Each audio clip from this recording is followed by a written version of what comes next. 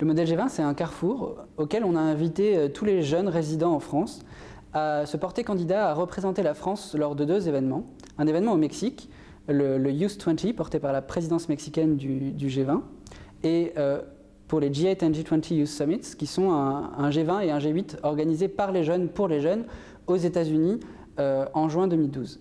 Et pendant ce week-end, ils vont devoir se montrer capables, puisqu'on va sélectionner ces 2 délégations, d'être porteurs d'une vision, de négocier cette vision, de la faire valoir en anglais, dans un cadre complexe qui est celui du G20, où c'est l'informalité qui est la règle.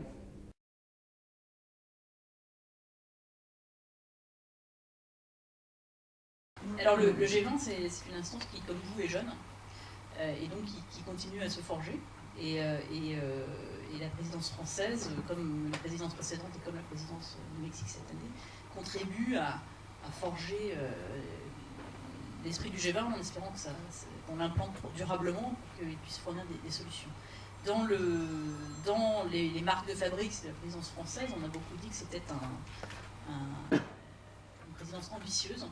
Et c'est quelque chose qui a été complètement assumé par le président de la République, qui a fait un discours avec un agenda large et des objectifs élevés.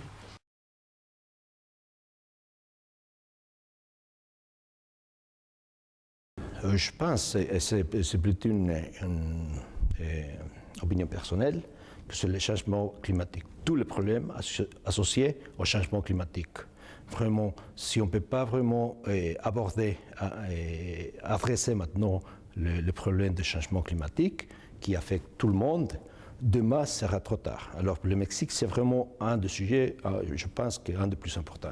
C'est le premier pays de l'Amérique latine qui organise le G20. C'est vraiment, après la Corée, qui était côté Asie, c'est le Mexique, et il y aura quelques années avant qu'autre pays de l'Amérique latine peut prendre de nouveau la présidence du G20.